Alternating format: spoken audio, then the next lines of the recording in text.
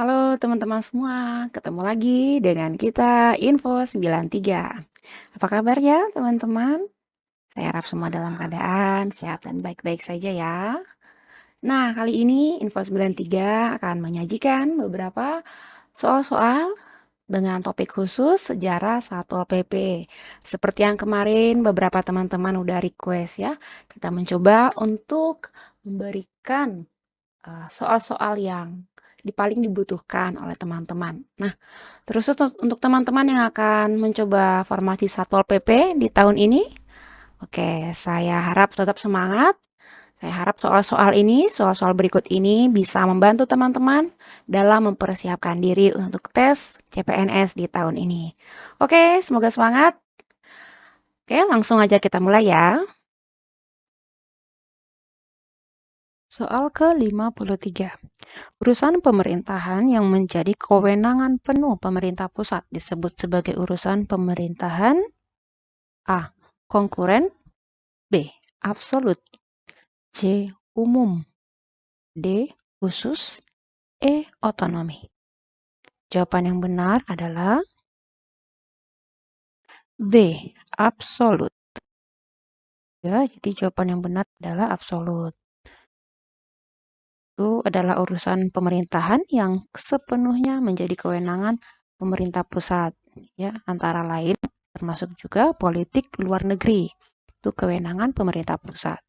Pertahanan, keamanan, justisi, moneter dan fiskal nasional, juga agama. Itu menjadi kewenangan pemerintah pusat. Baik ya. Oke, kita masuk ke soal 54. Urusan pemerintahan yang dibagi antara pemerintah pusat dan daerah, serta menjadi dasar pelaksanaan otonomi daerah, dikenal sebagai A. Urusan pemerintahan absolut, B.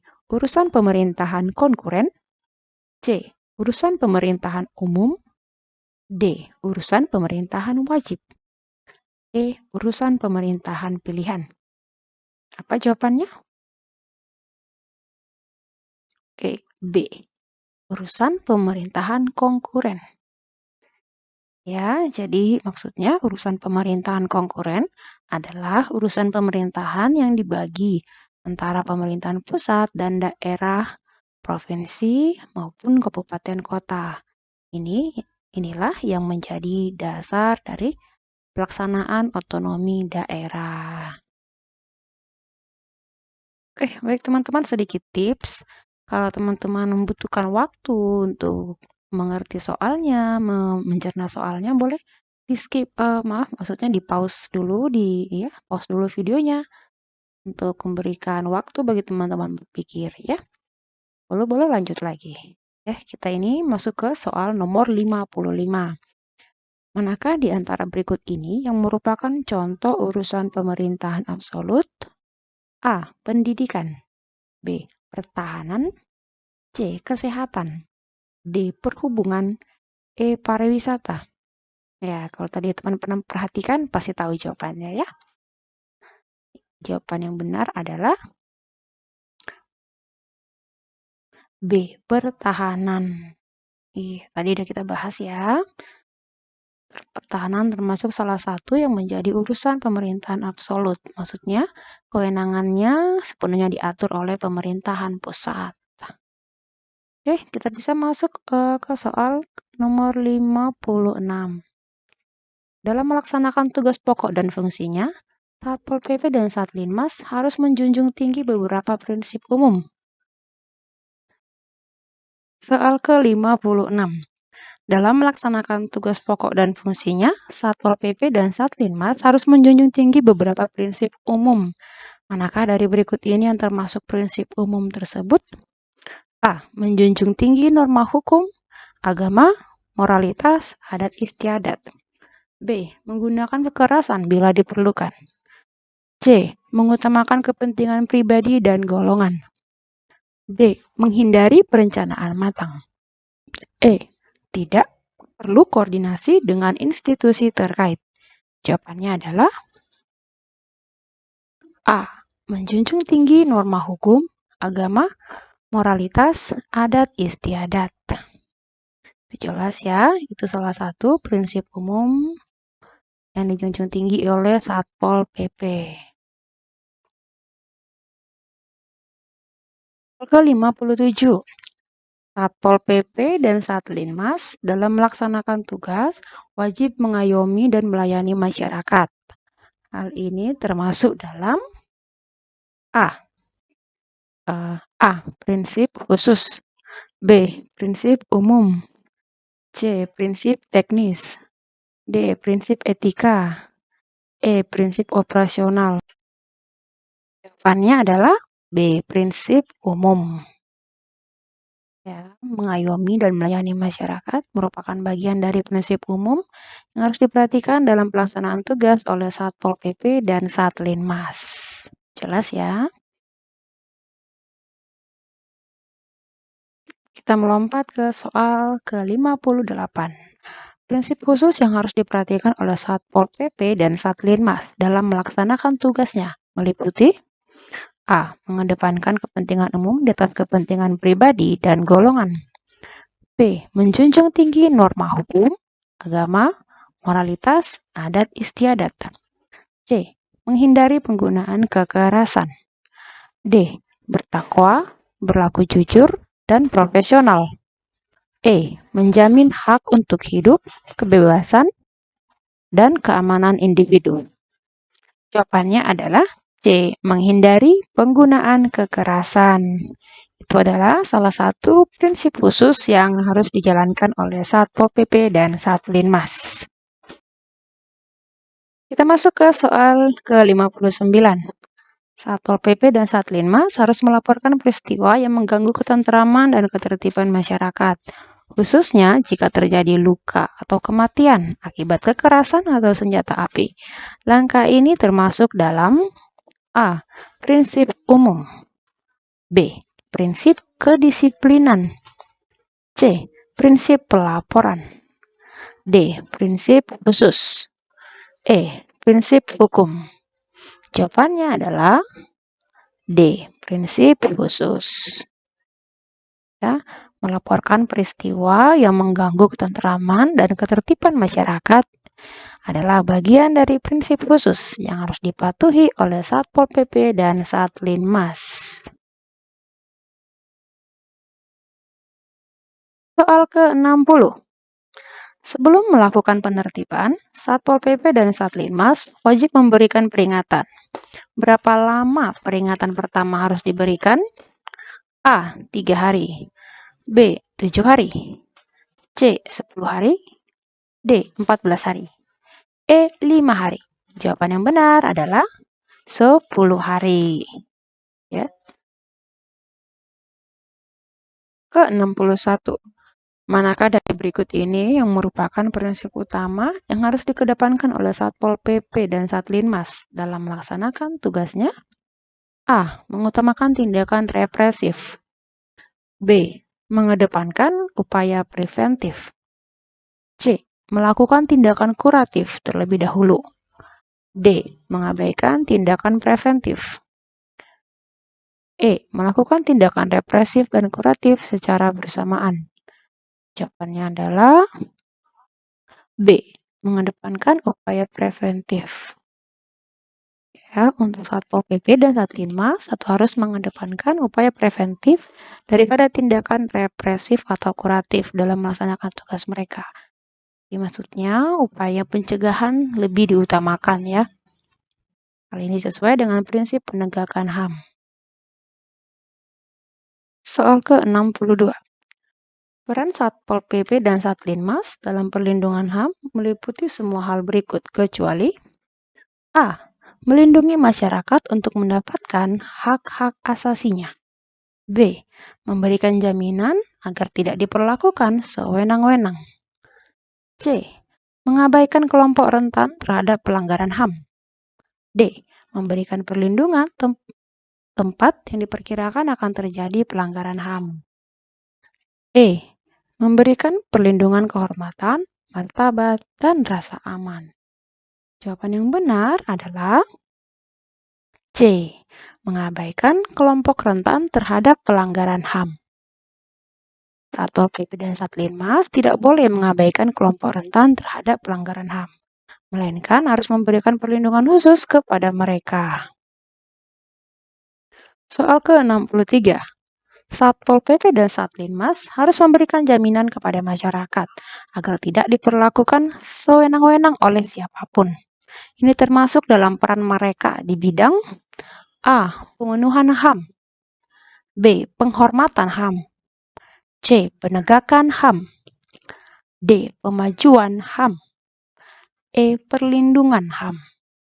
Jawaban yang benar adalah E. Perlindungan HAM. Jadi, perlindungan terhadap masyarakat agar tidak diperlakukan sewenang-wenang adalah bagian dari peran Satpol PP dan Satlinmas di bidang perlindungan HAM. Soal ke-64. Apa yang harus dilakukan oleh Satpol PP dan Satlinmas dalam melindungi harta benda masyarakat yang disita atau ditertibkan? A. Mengabaikan keutuhannya. B. Menjamin keutuhannya. C. Menyita dan menghancurkan. D. Menyerahkan kepada pihak ketiga. E. Menghukum pemiliknya. Jawaban yang benar adalah B. Menjamin keutuhannya. Baik, cukup jelas ya. Kita beranjak ke soal 65.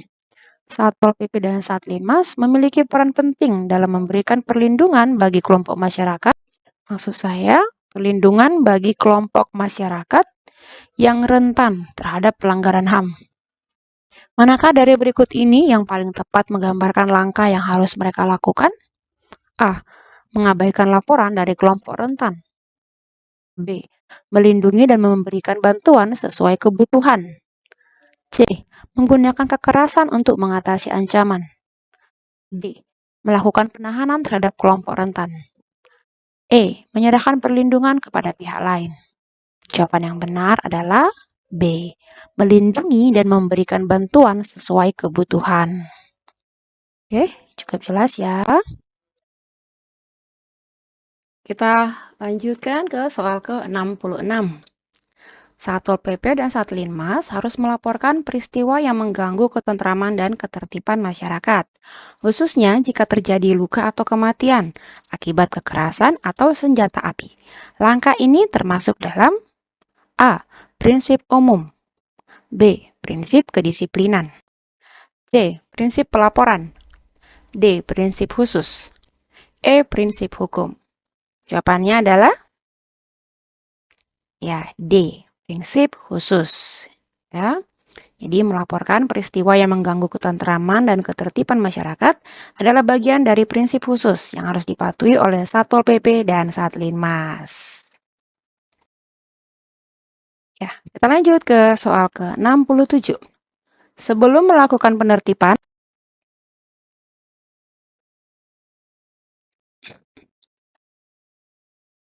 soal ke-68.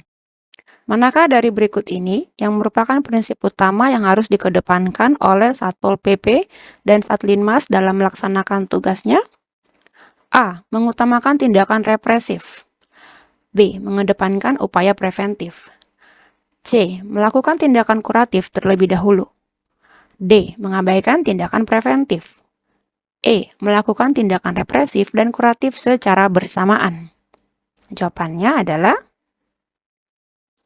B. Mengedepankan upaya preventif.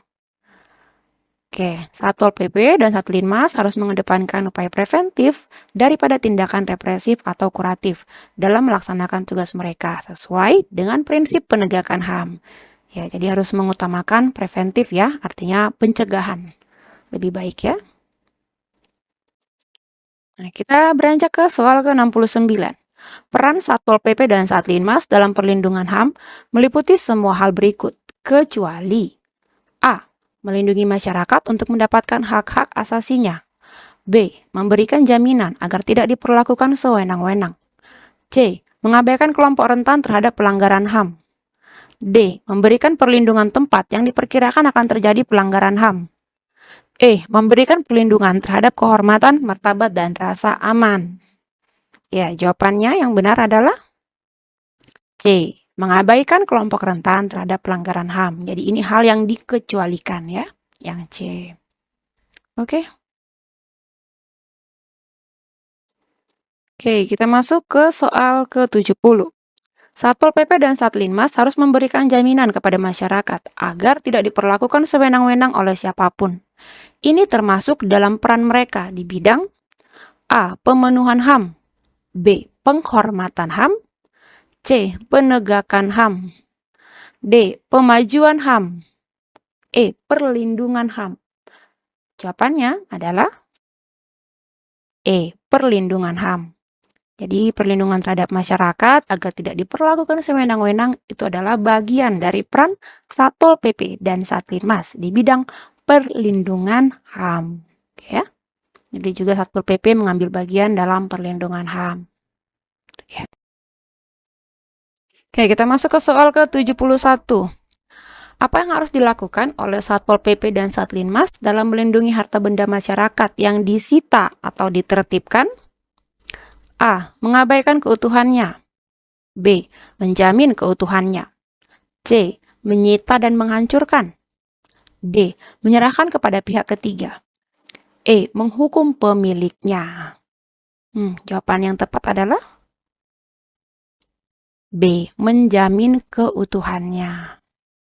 Ya, jadi Satpol PP dan Satlinmas itu wajib menjamin keutuhan harta benda masyarakat yang disita atau ditertibkan. Itu sebagai bagian dari perlindungan HAM. Ya, jadi tidak ada hak untuk menghancurkan ataupun bahkan menyerahkan ke pihak lain ya, harus dijamin keutuhannya ya, walaupun disita.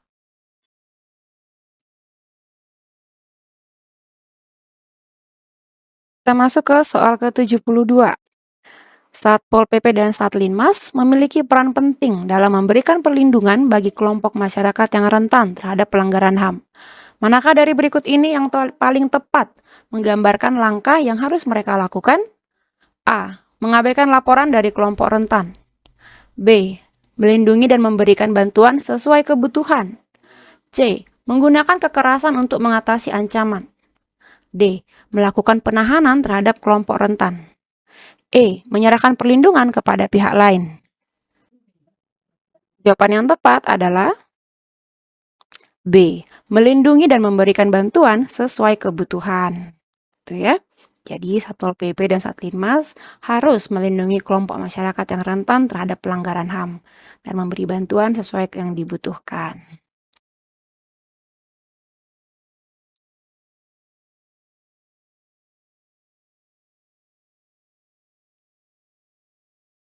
Oh boy. Soal ke-73. Dalam rangka pemajuan HAM, salah satu peran Satpol PP dan Satlinmas adalah A. Menggunakan kekerasan untuk mengatasi pelanggaran HAM.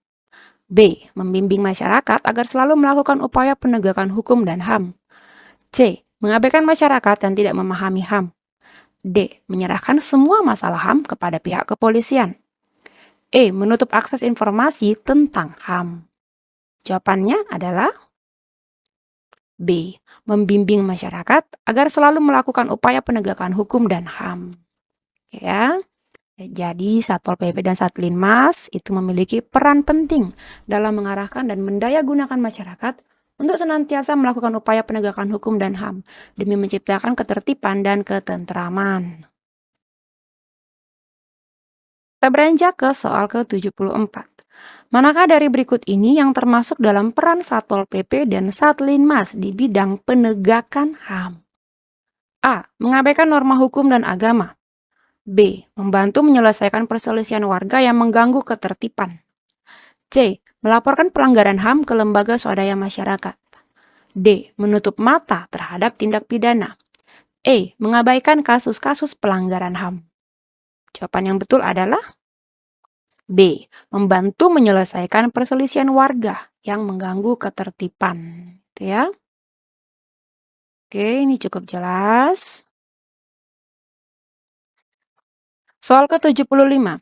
Apa yang harus dilakukan oleh Satpol PP dan Satlinmas dalam memberikan pelayanan kepada masyarakat terkait pelanggaran HAM? A. Mengabaikan laporan masyarakat tentang pelanggaran HAM. B. Memberikan pelayanan dan menerima laporan serta pengaduan masyarakat tentang pelanggaran HAM. C. Menyerahkan semua tanggung jawab kepada lembaga lain. D. Menyebarkan informasi pribadi masyarakat secara publik. E. Menutup akses bagi masyarakat untuk melaporkan pelanggaran HAM. Jawaban yang tepat adalah B. Memberikan pelayanan dan menerima laporan serta pengaduan masyarakat tentang pelanggaran HAM. Jadi, Satpol PP dan Satlinmas berperan dalam memberi pelayanan berupa penerimaan laporan dan pengaduan dari masyarakat tentang pelanggaran HAM, serta menjaga kerahasiaan informasi yang peka atau informasi yang sensitif. Ya. Nah, kita masuk ke soal ke-76.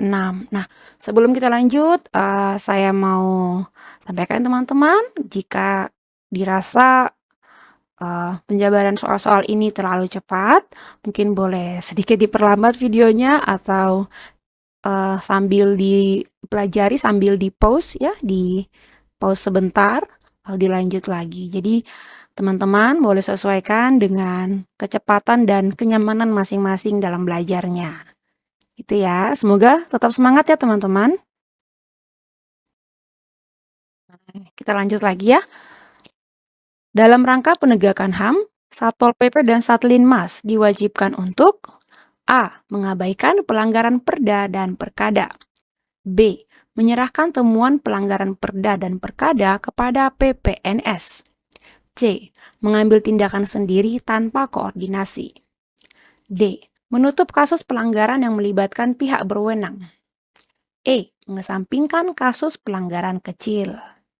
Jawabannya adalah B. Menyerahkan temuan pelanggaran Perda dan Perkada kepada PPNS. Nah, PPNS itu sendiri adalah penyidik pegawai negeri sipil. Jadi, Satpol PP dan Satlinmas itu dalam upaya penegakan HAM, jika menemukan atau menduga terjadi pelanggaran Perda dan Perkada, mereka harus menyerahkan temuan tersebut kepada penyidik pegawai negeri sipil, yaitu PPNS tadi ya, untuk diproses lebih lanjut. Jadi mereka tidak bisa mengambil tindakan sendiri atau ya istilahnya menghakimi sendiri, tidak ya. Mari kita berlanjut ke soal ke-77. Peran Satpol PP dan Satlinmas dalam pemenuhan HAM mencakup semua hal berikut, kecuali A. Memberi pelayanan kepada masyarakat untuk melaporkan pelanggaran HAM. B. Memberi kesempatan yang sama bagi masyarakat untuk mendapat haknya. C. Membantu masyarakat dalam situasi musibah atau kecelakaan. D. Mengungkap informasi pribadi masyarakat tanpa persetujuan. E. Menjaga kerahasiaan informasi yang peka. Jawabannya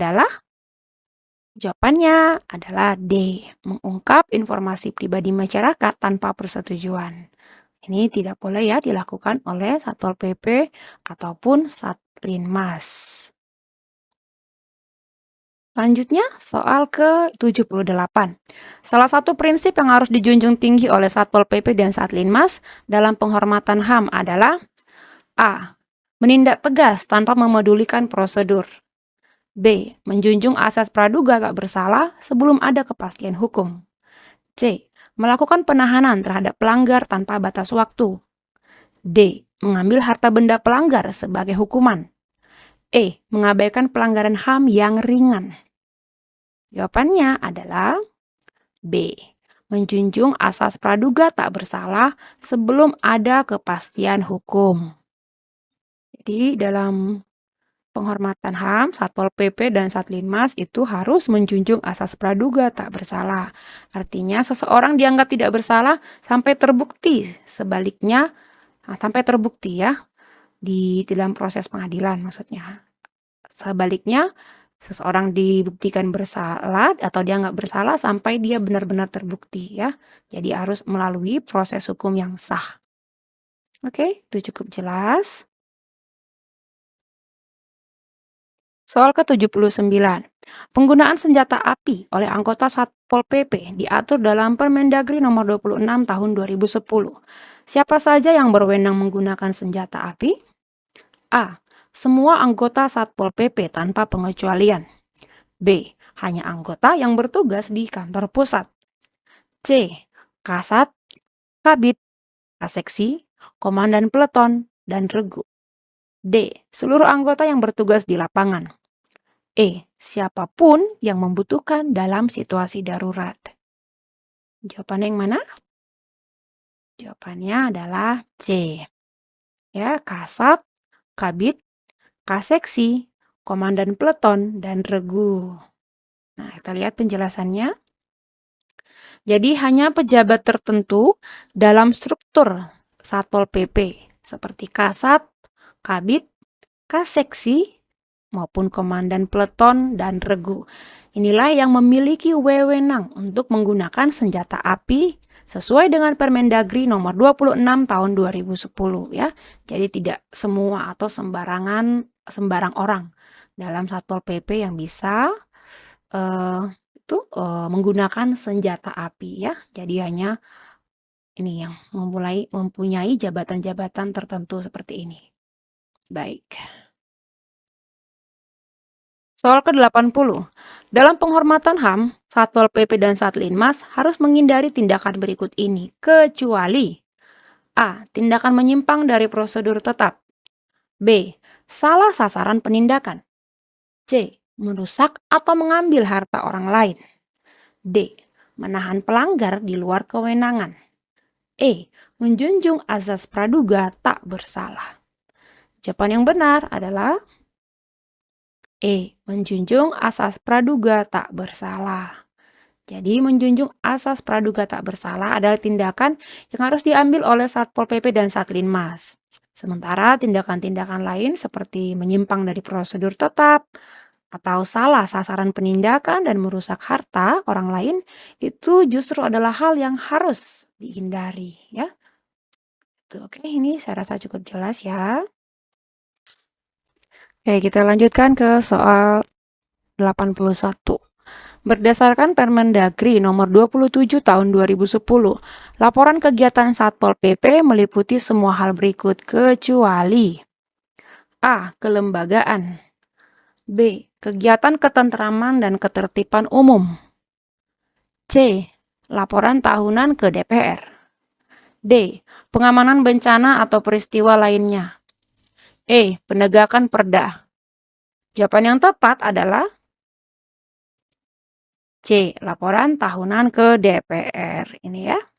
Jadi laporan kegiatan Satpol PP menurut Permendagri nomor 27 tahun 2010 itu meliputi kelembagaan, ketentraman dan ketertiban umum, pengamanan bencana, dan penegakan perda. Jadi tidak disebutkan adanya laporan tahunan ke DPR ya. Jadi itu tidak ada ya yang laporan tahunan ke DPR. Oke, kita lanjut ke soal ke-82 ya. Dalam Permendagri nomor 26 tahun 2010, salah satu syarat penggunaan senjata api oleh anggota Satpol PP adalah A. Digunakan dalam keadaan darurat tanpa perlu melapor. B. Hanya digunakan di dalam gedung kantor Satpol PP. C. Digunakan hanya saat tugas operasional di lapangan dengan berpakaian dinas. D. Dapat digunakan kapan saja saat dibutuhkan tanpa izin. E. Digunakan oleh anggota Satpol PP tanpa pembatasan jumlah. Jawaban yang tepat adalah C. Digunakan hanya saat tugas operasional di lapangan dengan berpakaian dinas. Ya, itu dia. Jadi menurut Permendagri nomor 26 tahun 2010, senjata api oleh anggota Satpol PP hanya boleh digunakan saat bertugas operasional di lapangan dengan mengenakan pakaian dinas resmi.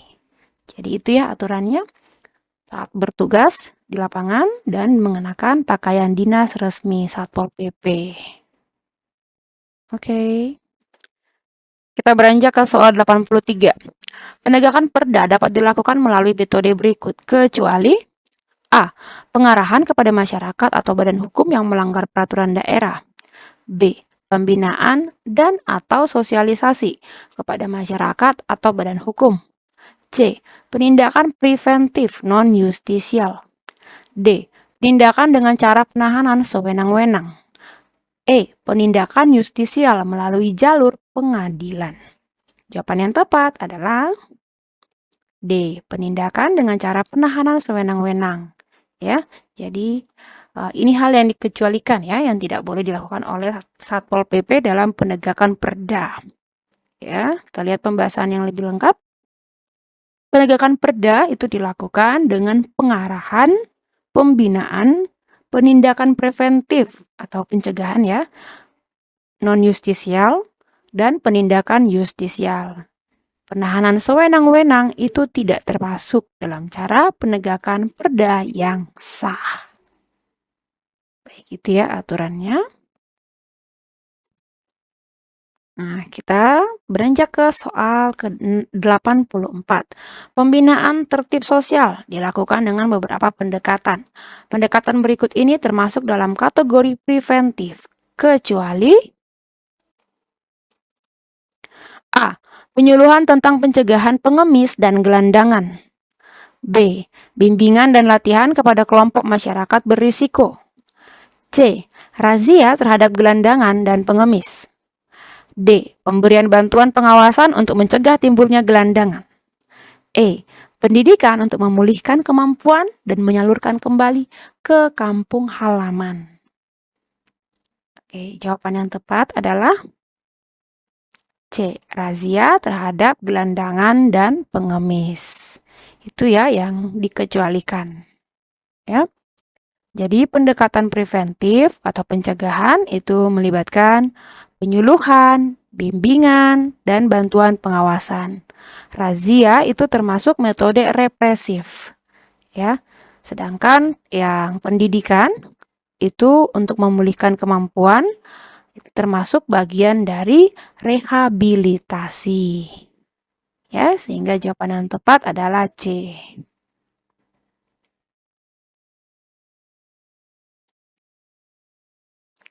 Kita masuk di soal ke-85. Satuan Perlindungan Masyarakat atau Satlinmas bertanggung jawab dalam A. Menyediakan layanan kesehatan untuk masyarakat. B. Mengelola dana bantuan sosial. C. Melaksanakan kegiatan penanganan bencana dan memperkecil akibat bencana. D. Mengatur administrasi pemerintahan desa. E. Menyusun peraturan daerah terkait keamanan. Jawaban yang tepat adalah C. Melaksanakan kegiatan penanganan bencana dan memperkecil akibat bencana. Jadi, Satlinmas bertanggung jawab dalam penanganan bencana, ya, itu kekhususannya. Selain itu juga memelihara keamanan, ketentraman, ketertiban di masyarakat, dan kegiatan sosial kemasyarakatan. Oke, sekarang kita beranjak ke soal ke-86. Menurut Permendagri nomor 3 tahun 2019, siapa yang dapat melakukan penyidikan terhadap pelanggaran ketentuan perda? A. Semua anggota Satpol PP. B. Pejabat Polisi RI atau PPNS yang ditunjuk khusus. C. Kepala Satpol PP. D. Kepala Desa. E. Bupati atau Wali Kota. Jawaban yang tepat adalah B. Pejabat Polisi RI atau PPNS yang ditunjuk khusus. Ya. Tadi PPNS ini sedikit sudah kita bahas di atas ya, soal sebelumnya. Jadi penyidikan terhadap pelanggaran perda dilakukan oleh pejabat polisi atau PPNS yang diberi wewenang khusus. Hal ini sesuai dengan Permendagri nomor 3 tahun 2019. Ya, jadi dalam soal-soal yang kita bahas ini menyangkut beberapa aturan Permendagri ya teman-teman. Tadi teman-teman bisa lihat ada Permendagri nomor 26 tahun 2010. Juga ada Permendagri nomor 27 tahun 2010 dan ini ada Permendagri nomor 3 tahun 2019 ya. Boleh nanti kita jabarkan lagi soal-soalnya, masih banyak. sesuai Permendagri dan aturan ya. Nah, sekarang kita lihat soal ke-87. Salah satu wewenang PPNS adalah A. Menyusun laporan tahunan tentang ketentraman dan ketertiban umum. B. Menyerahkan hasil penyidikan ke penuntut umum dan berkoordinasi dengan polisi RI. C. Menyusun peraturan daerah terkait ketentraman. D. Mengambil keputusan akhir mengenai pelanggaran. E. Melakukan razia terhadap pelanggaran tanpa batasan. Jawaban yang tepat adalah, ya, ini sudah ada. B. Menyerahkan hasil penyidikan ke penuntut umum dan berkoordinasi dengan polisi Republik Indonesia. Itu ya. Jadi wewenang PPNS tadi yang penyidik pegawai negeri sipil itu adalah menyampaikan hasil penyidikan ke penuntut umum dan berkoordinasi dengan penyidik polisi RI sesuai dengan tugas dan wewenang yang sudah diatur dalam peraturan ya. Kita masuk ke soal 88. Penghargaan karya bakti Satpol PP diberikan kepada A. Gubernur, Bupati, Wakil Wali Kota. B. Anggota Satpol PP dan Pol PP yang kreatif dan inovatif dalam tugas dan fungsi. C. Satpol PP yang telah meninggal dunia dalam tugas. D. Pegawai negeri sipil yang berprestasi. E. Masyarakat yang mendukung kegiatan Satpol PP. Jawabannya adalah B. Anggota Satpol PP dan Pol PP yang kreatif dan inovatif dalam tugas dan fungsi. Itu ya, penghargaan karya bakti Satpol PP. Nah, kita beranjak ke soal 89. Dalam konteks kewenangan menindak, pernyataan manakah yang benar? A. Pol PP memiliki kewenangan untuk menindak pelanggaran perda di pengadilan. B. Pol PP dapat menindak pelanggaran perda hanya dalam kasus non-justisial. C. Satpol PP tidak memiliki kewenangan menindak pelanggaran perda. D. Satpol PP dapat melakukan tindakan hukum terhadap pelanggaran perda secara langsung. E. PPNS tidak memiliki kewenangan menindak pelanggaran perda. Mana jawabannya yang benar? B. Pol PP dapat menindak pelanggaran perda hanya dalam kasus non-justisial. Itu ya. Jadi, Pol PP memiliki kewenangan terbatas dalam menindak pelanggaran perda hanya pada kasus non-justisial. Sedangkan PPNS yang tadi penyidik pegawai negeri sipil itu memiliki kewenangan baik untuk tindakan justisial maupun non-justisial. Ya, jadi jawabannya adalah B. Kita masuk ke soal 90. Apa bentuk penghargaan karya bakti peduli Satpol PP? A. Diberikan kepada anggota Satpol PP atas jasa dan dedikasinya. B. Diberikan kepada gubernur, bupati, atau wali kota. C. Diberikan kepada anggota Satpol PP yang cacat permanen. D. Diberikan kepada masyarakat yang mendukung Satpol PP.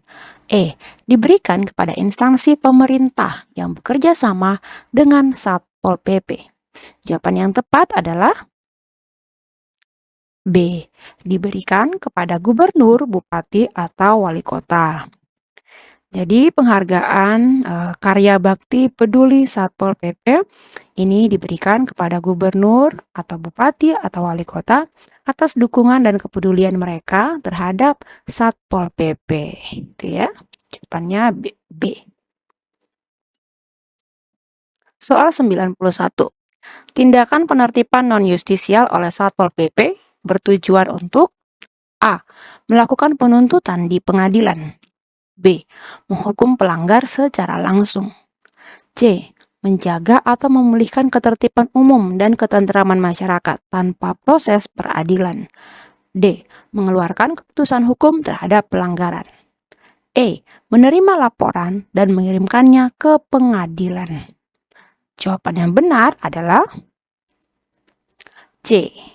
menjaga atau memulihkan ketertiban umum dan ketentraman masyarakat tanpa proses peradilan, ya. Jadi, tindakan penertiban non-justisial itu dilakukan untuk menjaga dan memulihkan ketertiban umum dan ketentraman masyarakat tanpa adanya proses peradilan. Itu ya artinya ya non-justisial ya, tanpa melalui proses peradilan. Dalam hal pelaksanaan denda administrasi, pernyataan yang benar adalah A. Denda administrasi adalah sanksi yang hanya dapat dikenakan oleh pengadilan. B. Denda administrasi tidak dapat diterapkan di tempat kejadian pelanggaran. C. Denda administrasi merupakan salah satu sanksi administrasi dan dapat diterapkan di tempat maksudnya. D. Denda administrasi hanya dapat diterapkan setelah proses peradilan. Semua perda yang menetapkan denda administrasi dibatalkan oleh Mahkamah Agung. Jawaban yang benar adalah C. Denda administrasi merupakan salah satu sanksi administrasi dan dapat ditetapkan di tempat. Ya, ini dalam hal penegakan perda ya. Jadi denda administrasinya bisa diterapkan langsung di tempat kejadian ya, untuk menegakkan peraturan daerah. Soal ke-93. Dalam menjalankan tugas penegakan peraturan daerah atau perda, Satpol PP memiliki wewenang melakukan tindakan justisial. Apa yang dimaksud dengan tindakan justisial? A. Proses hukum melalui pengadilan untuk menindak pelanggaran perda. B. Memberi peringatan tanpa proses hukum. C. Melakukan peneguran dan pembinaan di tempat. D. Menyelesaikan pelanggaran perda melalui mediasi. Memberi izin operasi kepada usaha yang melanggar perda. Jawaban yang tepat adalah A. Proses hukum melalui pengadilan untuk menindak pelanggaran perda. Ya, jadi tindakan justisial itu adalah tindakan yang diambil melalui proses hukum di pengadilan untuk menindak pelanggaran perda. Satpol PP melalui PPNS ya, penyidik pegawai negeri sipil itu dapat membawa kasus pelanggaran ke ranah yudisial untuk diproses secara hukum. Jadi itu ya pengertian dari tindakan justisial. Baik. Kita lanjutkan ke soal 94. Satpol PP dapat melakukan tindakan non-justisial ketika menemukan pelanggaran perda. Manakah di antara tindakan berikut yang termasuk tindakan non-justisial? A. Melaporkan pelanggaran ke pengadilan. B. Melakukan sidang pengadilan di tempat. C. Memberikan kesempatan kepada pelanggar untuk memperbaiki kesalahan tanpa pengadilan. D. Menyita barang bukti tanpa surat izin. Menahan pelanggar untuk diadili di pengadilan. Jawaban yang tepat adalah C. Memberikan kesempatan kepada pelanggar untuk memperbaiki kesalahan tanpa pengadilan. Ya. Kalau yang tadi soal sebelumnya itu adalah tindakan justisial. Nah, yang ini adalah tindakan non-justisial ya, yaitu tindakan di luar proses pengadilan. Contohnya seperti memberi peringatan atau memberi kesempatan kepada pelanggar untuk memperbaiki kesalahan tanpa perlu melalui proses hukum di pengadilan. Itu ya artinya. Kita lanjut ke soal 95.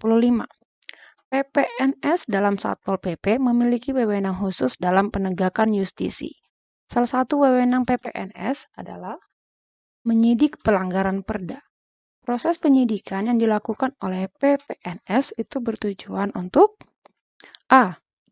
Mencari dan mengumpulkan barang bukti serta mengidentifikasi tersangka. B. Menetapkan denda administrasi di tempat. C.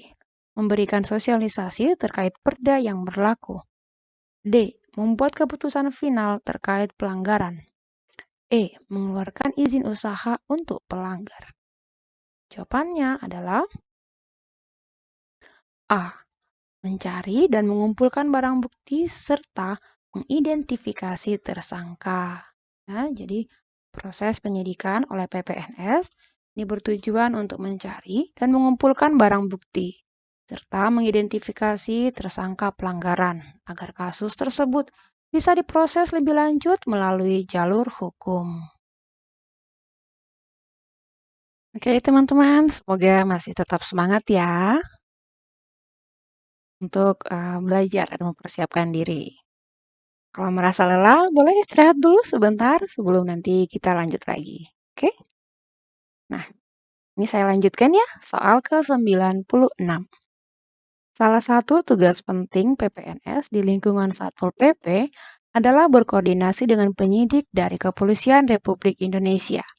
Apa tujuan utama dari koordinasi ini? A. Mengajukan permohonan pengampunan kepada tersangka.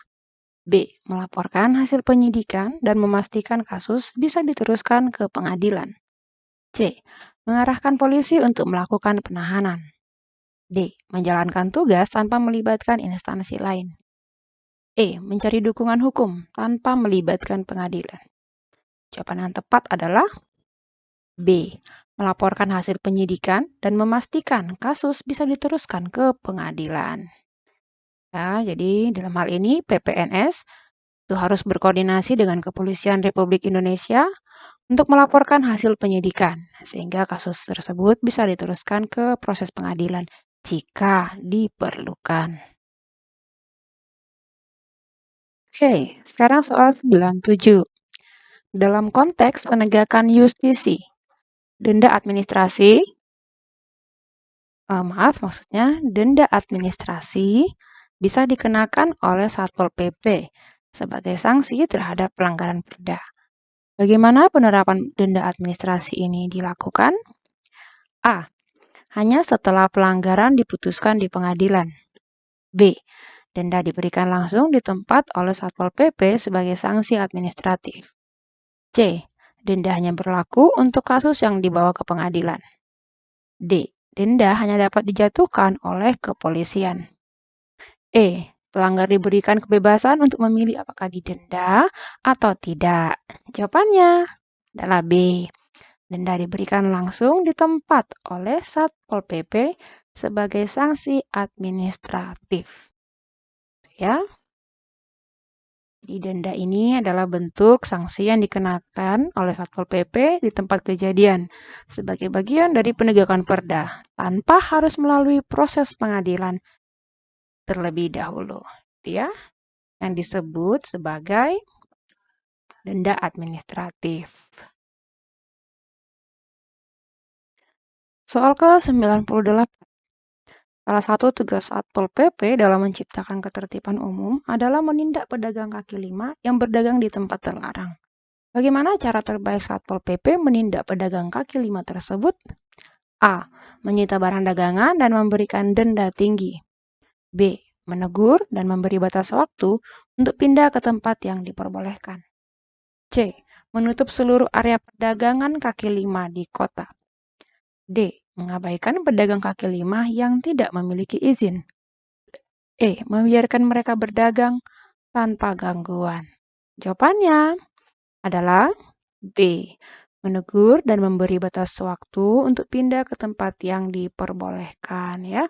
Hal ini sering kita lihat ya terjadi di beberapa kota-kota ya.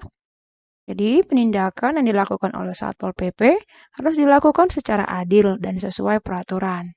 Pedagang kaki lima yang melanggar aturan harus diberi peringatan dan waktu yang cukup untuk pindah ke lokasi yang legal ya, yang resmi, sebelum dilakukan penindakan lebih lanjut.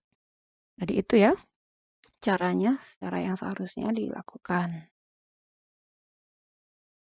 Kita masuk ke soal 99. Satpol PP bertugas dalam menjaga ketertiban umum dengan menegakkan perda dan perkada. Salah satu cara menegakkan ketertiban adalah melalui tindakan preventif non-justisial. Apa yang dimaksud dengan tindakan preventif non-justisial oleh Satpol PP? A. Mengajukan pelanggaran ke pengadilan. B. Menindak pelanggaran secara langsung melalui jalur hukum. C. Memberikan teguran atau pembinaan tanpa melalui proses pengadilan. D. Menahan pelanggar untuk proses peradilan. Melakukan penahanan sementara pelanggar. Apa jawabannya? Jawabannya adalah C. Memberikan teguran atau pembinaan tanpa melalui proses pengadilan, ya. Ini penjelasan lebih lanjutnya. Tindakan preventif non-justisial dilakukan tanpa membawa pelanggaran ke jalur hukum. Biasanya Satpol PP akan memberi teguran, peringatan, atau pembinaan kepada pelanggar perda, seperti dalam kasus pedagang kaki lima atau kegiatan ilegal di ruang publik, agar dapat diperbaiki tanpa harus proses di pengadilan.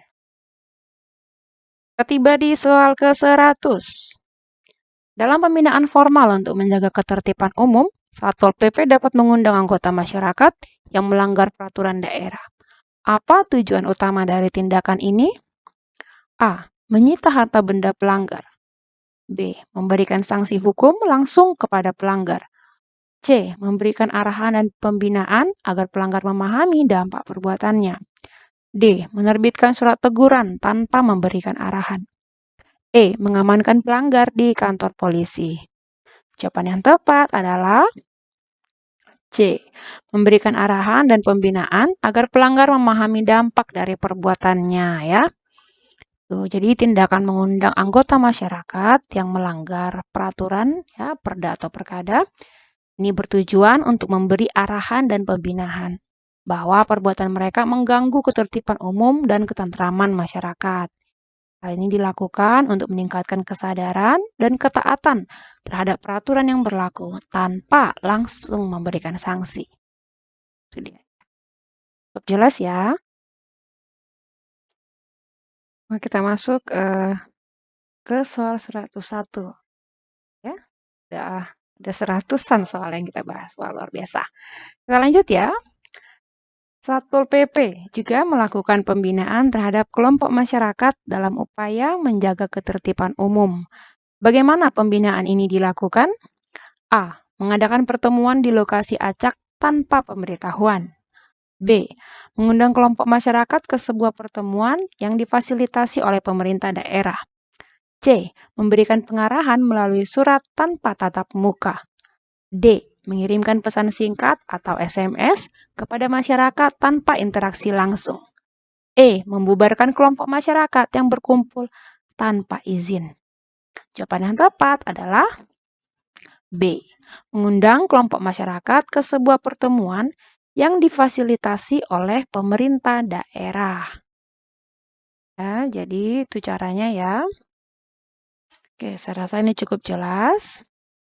Kita bisa lanjut ke soal berikutnya.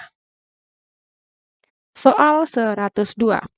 Metode pembinaan informal yang dilakukan oleh anggota Satpol PP untuk menjaga ketertiban umum adalah dengan menyampaikan informasi dan himbauan secara langsung kepada masyarakat. Apa prinsip utama dalam pelaksanaan pembinaan informal ini? A. Saling mengancam agar masyarakat patuh. B. Saling asih, dan asuh antara aparat penertiban dan masyarakat. C. Menghindari interaksi langsung dengan masyarakat. D. Mengeluarkan peringatan tertulis tanpa dialog. E. Menetapkan hukuman fisik bagi pelanggar. Jawaban yang tepat adalah B. Saling asih, dan asuh antara aparat penertiban dan masyarakat. Jadi, prinsip utama dalam pembinaan informal ini adalah menjalin hubungan yang harmonis antara aparat penertiban dan masyarakat melalui pendekatan saling asah, artinya mendidik, asih, artinya mengasihi, dan asuh, yang artinya membimbing. Ini dilakukan untuk meningkatkan ketaatan masyarakat terhadap peraturan yang berlaku.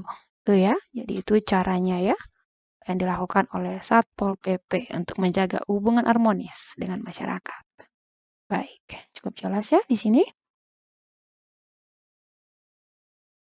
Kita lihat soal ke-103. Satpol PP sering menggunakan media massa dan media elektronik untuk menyampaikan himbauan terkait ketertiban umum. Apa keuntungan utama dari penggunaan media ini dalam pembinaan masyarakat? A. media massa lebih mudah digunakan untuk menyampaikan sanksi. B. Media elektronik memungkinkan penegakan hukum tanpa proses peradilan. C. Media massa dapat menjangkau lebih banyak masyarakat secara cepat dan luas. D. Media elektronik digunakan hanya untuk pengumuman pemerintah. E. Media massa dapat digunakan untuk memberikan peringatan langsung kepada pelanggar. Jawaban yang tepat adalah C. Media massa dapat menjangkau lebih banyak masyarakat secara cepat dan luas. Ya. Jadi penggunaan media massa dan media elektronik seperti radio dan televisi ini memungkinkan Satpol PP untuk menyampaikan informasi dan himbauan terkait ketertiban umum kepada masyarakat secara luas dan cepat. Hal ini merupakan salah satu cara efektif dalam pembinaan ketertiban umum secara informal. Itu ya. Soal ke-104. Satpol PP dapat membentuk tim khusus untuk melakukan pembinaan ketertiban umum dan ketentraman masyarakat. Salah satu contoh tim yang dibentuk oleh pemerintah daerah untuk tujuan ini adalah tim Ramadan. Apa fokus utama dari tim-tim seperti tim Ramadan dalam menjaga ketertiban? A. Menghukum masyarakat yang melanggar peraturan. B. Menegakkan peraturan daerah dengan kekuatan militer. C. Memberikan arahan dan informasi kepada masyarakat terkait ketertiban selama periode tertentu. D. Menyita barang dagangan tanpa pemberitahuan. E. Mengabaikan pelanggaran kecil selama periode tertentu. Jawaban yang tepat adalah C. Memberikan arahan dan informasi kepada masyarakat terkait ketertiban selama periode tertentu. Ya, jadi tim khusus seperti tim Ramadan itu dibentuk untuk memberi arahan dan informasi kepada masyarakat dalam rangka menjaga ketertiban selama periode tertentu. Maksudnya ini selama bulan Ramadan. Tim ini berperan dalam memberikan himbauan dan pembinaan yang relevan dengan situasi dan waktu tertentu. Kita beranjak ke soal 105. Sebuah restoran di kota X telah melakukan pelanggaran terhadap ketertiban umum dengan mendirikan bangunan tanpa izin. Satpol PP memberikan teguran pertama kepada pemilik restoran tersebut. Namun, setelah 3 hari, pelanggaran tersebut belum ditindaklanjuti oleh pemilik. Apa tindakan yang harus dilakukan Satpol PP sesuai dengan prosedur yang diatur dalam Peraturan Menteri Dalam Negeri Nomor 54 Tahun 2011? A. Memberikan teguran kedua kepada pemilik restoran. B. Memberikan surat peringatan pertama. C. Melakukan penertiban paksa terhadap bangunan restoran. D. Mengajukan kasus ini ke pengadilan. E. Membiarkan pelanggaran terjadi karena tidak ada tanggapan. Jawaban yang benar adalah A. Memberikan teguran kedua kepada pemilik restoran. Ya, jadi sesuai dengan peraturan yang dalam hal ini Peraturan Menteri Dalam Negeri Permendagri Nomor 54 Tahun 2011 ya. Jika setelah teguran pertama dalam waktu 3 hari pelanggaran itu belum diindahkan sama sekali begitu, maka Satpol PP harus memberikan teguran kedua kepada orang atau badan hukum yang melanggar. Ini adalah langkah yang sesuai dalam teknis operasional penegakan ketertiban. Jadi jawabannya memberikan teguran yang kedua ya. Kita masuk ke soal 106. Sebuah perusahaan iklan memasang baliho besar di tempat yang tidak sesuai dengan peraturan daerah. Satpol PP telah memberikan teguran ketiga karena 2 teguran sebelumnya tidak diindahkan. Namun, perusahaan tersebut masih tidak mengambil tindakan setelah 3 hari. Apa langkah selanjutnya yang harus dilakukan oleh Satpol PP? A. Memberikan surat peringatan pertama kepada perusahaan. B. Melakukan penindakan paksa tanpa pemberitahuan lebih lanjut. C. Memberikan teguran keempat sebagai peringatan terakhir. D. Membiarkan baliho tetap ada. E. Mengeluarkan surat pemberitahuan untuk tindakan hukum. Jawaban yang tepat adalah A. Memberikan surat peringatan pertama kepada perusahaan.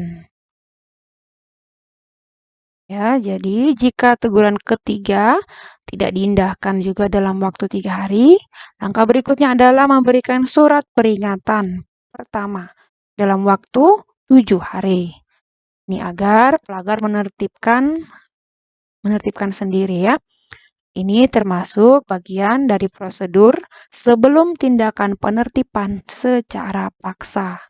Ya, jadi yang pertama tadi itu ada surat teguran, ada pertama, kedua, ketiga. Setelah itu, kalau masih tidak diindahkan, selanjutnya bisa diberikan surat peringatan. Ya, kita masuk ke soal 107. Seorang pemilik pabrik telah diberikan surat peringatan kedua karena pelanggaran ketertiban umum dan ketentraman masyarakat. Dalam waktu 3 hari setelah surat peringatan kedua, pemilik pabrik tersebut masih belum menindaklanjuti peringatan tersebut. Berdasarkan prosedur, apa tindakan selanjutnya yang harus dilakukan oleh Satpol PP? A. Memberikan teguran keempat. B. Memberikan surat peringatan ketiga dalam waktu 1 hari. C. Melakukan penertiban paksa terhadap pabrik tersebut. D. Membiarkan pabrik beroperasi tanpa perubahan. E. Melaporkan kepada pihak berwenang untuk tindakan lebih lanjut. Jawaban yang tepat adalah B.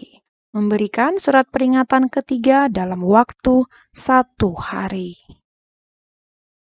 Ya, jika surat peringatan kedua tidak diindahkan dalam waktu 3 hari, Satpol PP harus memberikan surat peringatan ketiga dalam waktu 1 hari.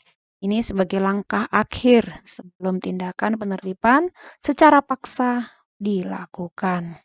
Itu ya aturannya. Soal 108. Sebuah badan usaha telah menerima 3 surat peringatan dari Satpol PP karena melanggar ketertiban umum dengan mendirikan bangunan di area publik. Setelah surat peringatan ketiga diberikan, badan usaha tersebut tetap tidak mengambil tindakan dalam waktu 1 hari. Berdasarkan prosedur yang ada, apa langkah yang dapat diambil oleh Satpol PP? A. Melakukan penertiban secara paksa. B. Memberikan surat peringatan keempat. C. Memanggil pemilik badan usaha untuk negosiasi. D. Mengajukan permohonan izin bangunan baru. E. Menunda tindakan hingga pemilik memberi tanggapan. Jawaban yang benar adalah A. Melakukan penertiban secara paksa. Ya, jika setelah surat peringatan ketiga tidak ada tindakan juga dalam waktu 1 hari, maka Satpol PP dapat melakukan tindakan penertiban secara paksa sesuai dengan ketentuan yang berlaku. Ini adalah langkah terakhir dalam menjaga ketertiban dan ketentraman di masyarakat. Soal ke-109 ya, masih ada hubungannya tentang penertiban oleh Satpol PP. Nah, Satpol PP telah mengeluarkan surat peringatan ketiga kepada sebuah perusahaan yang menimbulkan gangguan ketertiban umum. Setelah surat peringatan tersebut, perusahaan diberi waktu 1 hari untuk menertibkan pelanggaran. Namun perusahaan tidak merespon dalam waktu yang ditentukan. Apa yang harus dilakukan Satpol PP? Ini soalnya mirip ya dengan soal sebelumnya. A. Memberikan tenggat waktu tambahan selama 7 hari. B. Melakukan penertiban paksa terhadap perusahaan. C. Menunggu hingga perusahaan memberikan tanggapan. D. Mengeluarkan denda administratif di tempat. E. Melaporkan pelanggaran ini ke pihak kepolisian. Jawaban yang benar adalah B. Melakukan penertiban paksa terhadap perusahaan. Jadi setelah surat peringatan ketiga tidak diindahkan dalam waktu 1 hari, Satpol PP berhak melakukan penertiban paksa sesuai dengan standar operasional Satuan Polisi Pamong Praja. Ya. Kita lanjut ke soal 110. Dalam rangka menegakkan peraturan daerah terkait ketertiban sosial, Satpol PP melakukan pembinaan kepada sebuah kelompok yang sering beraktivitas di tempat umum tanpa izin resmi. Salah satu metode yang digunakan adalah melakukan penyuluhan dan bimbingan agar kelompok tersebut tidak mengganggu ketertiban umum. Metode ini termasuk dalam kategori kegiatan apa? A. Penindakan justisial. B. Pembinaan tertib sosial secara preventif. C. Rehabilitasi sosial. D. Represif non-justisial. E. Preventif justisial. Jawaban yang tepat adalah B. Pembinaan tertib sosial secara preventif. Sesuai dengan Peraturan Menteri Dalam Negeri Nomor 54 Tahun 2011, pembinaan tertib sosial secara preventif dilakukan melalui penyuluhan, bimbingan, dan latihan. Hal ini bertujuan untuk mencegah gangguan ketertiban sosial seperti yang dilakukan dalam kasus di atas. Ya. Kita masuk ke soal 111. Satpol PP mengadakan razia terhadap gelandangan dan pengemis yang sering ditemukan di lokasi-lokasi umum. Mereka kemudian ditempatkan di penampungan sementara untuk diberikan bimbingan lebih lanjut. Tindakan Satpol PP tersebut termasuk dalam kategori apa? A. Preventif non-justisial. B. Penindakan justisial. C. Represif melalui razia. D. Rehabilitasi sosial. E. Pembinaan tertib sosial preventif. Jawaban yang benar adalah C. Represif melalui razia. Ya, jadi tindakan razia dan penampungan sementara terhadap gelandangan dan pengemis ini adalah salah satu tindakan represif dalam pembinaan tertib sosial. Tindakan ini bertujuan untuk mengurangi pelanggaran dan ketertiban umum. Ya, jadi jawabannya itu ya, represif melalui razia. Soal ke-112. Dalam menjalankan tugas penegakan peraturan daerah, Satpol PP melakukan rehabilitasi terhadap wanita tunasusila atau WTS dengan cara memberikan pendidikan dan pelatihan keterampilan. Setelah proses tersebut, mereka dikembalikan ke kampung halaman masing-masing untuk dapat berperan kembali sebagai warga masyarakat. Langkah rehabilitasi ini termasuk dalam kategori kegiatan apa? A. Penindakan justisial. B. Pembinaan tertib sosial secara preventif. C. Rehabilitasi sosial. D. Represif non-justisial. E. Penertiban preventif justisial. Jawaban yang tepat adalah C. Rehabilitasi sosial.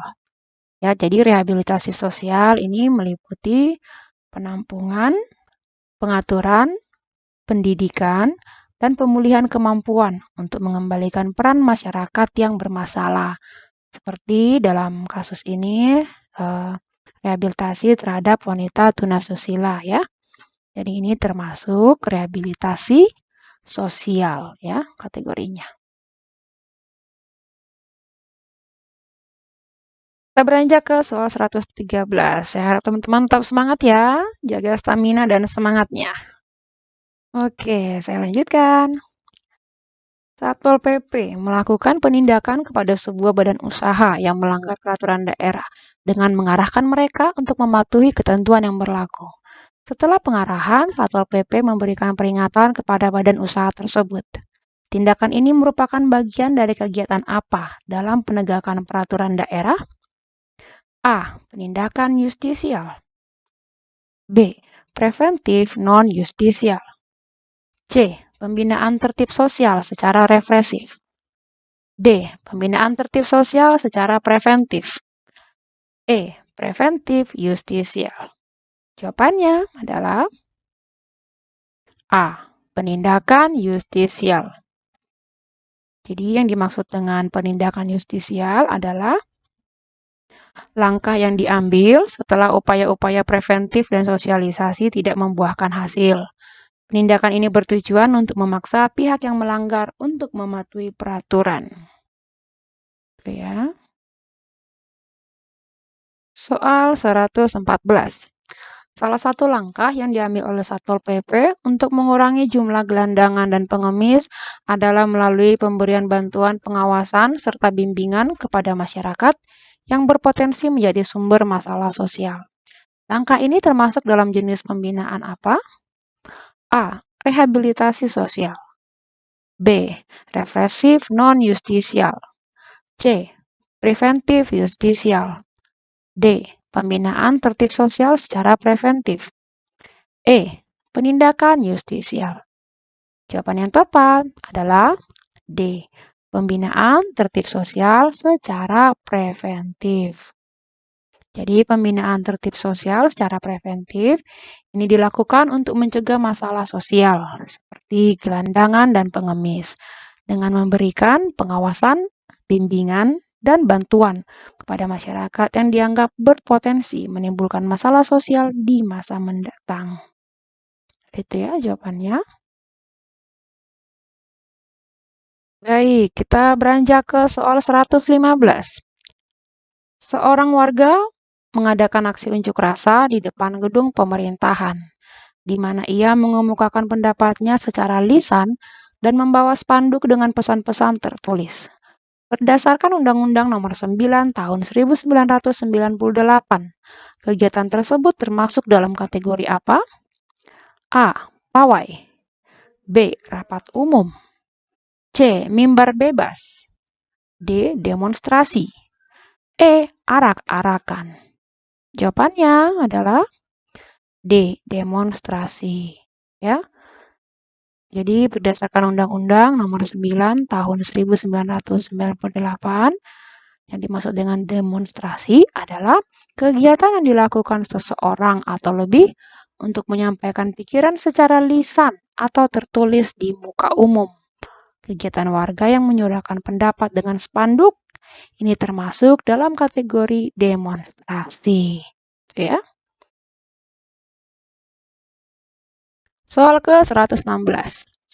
Sekelompok masyarakat melakukan arak-arakan di sepanjang jalan utama kota dengan membawa simbol-simbol tertentu untuk menyampaikan aspirasi mereka.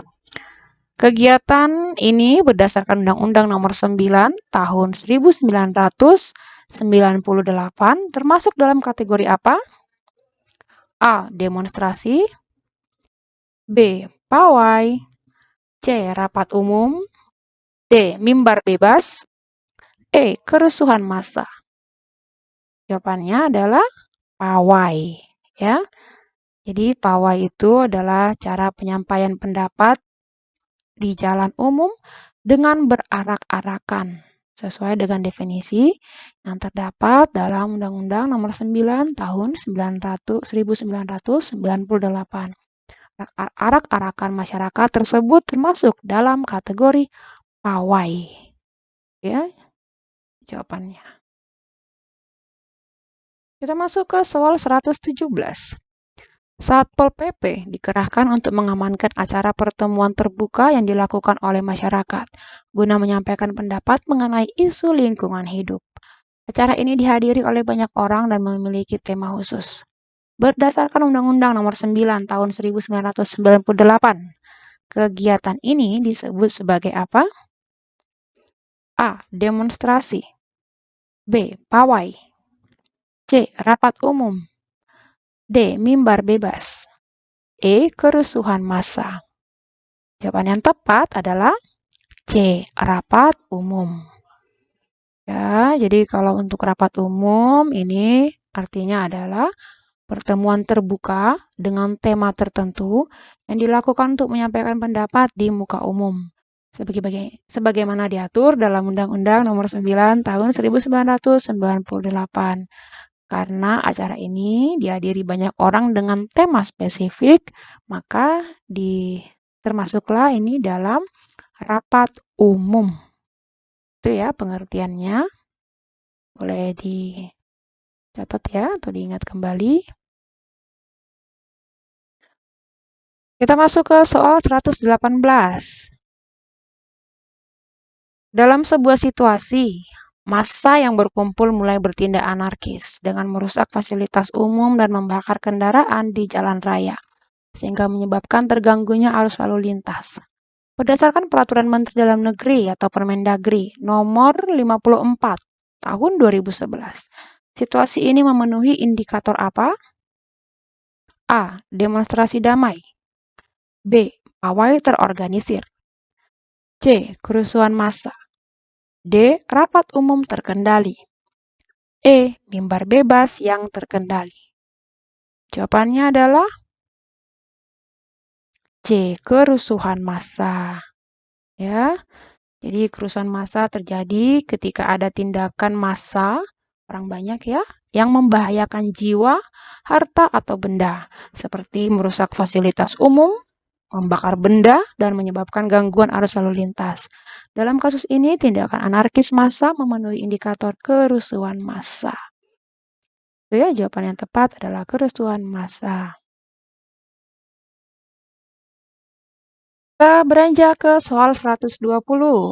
Ya, ini masih soal yang berhubungan mirip-mirip dengan soal sebelumnya ya, dengan satu tema khusus ya. Seorang warga menyampaikan pendapatnya di sebuah taman kota secara terbuka, tanpa tema khusus. Orang tersebut menyuarakan berbagai pandangan politik dan sosial secara spontan, tanpa ada kerangka acara. Kegiatan ini berdasarkan Undang-Undang Nomor 9 Tahun 1998 termasuk dalam kategori apa? A. Demonstrasi. B. Pawai. C. Rapat umum. D. Mimbar bebas. E. Kerusuhan massa. Jawaban yang benar adalah D. Mimbar bebas. Ya. Jadi, mimbar bebas ini artinya adalah kegiatan menyampaikan pendapat di muka umum secara bebas dan terbuka, tanpa tema khusus, seperti yang terjadi dalam kasus ini. Warga yang menyuarakan pendapatnya secara spontan di taman kota masuk dalam kategori mimbar bebas. Ya, jadi itu artinya dari mimbar bebas ya. Baik. Soal ke-121.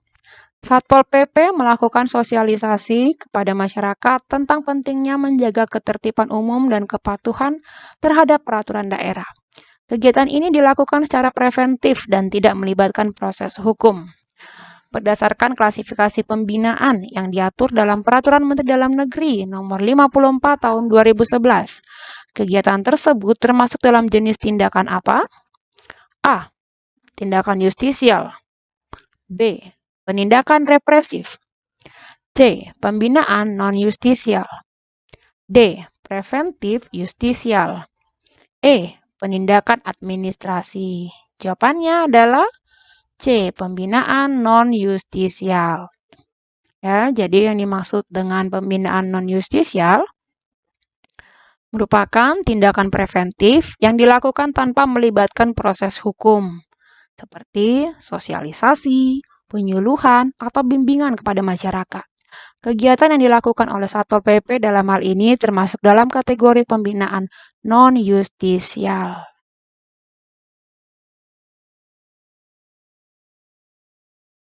Beranjak ke soal 122.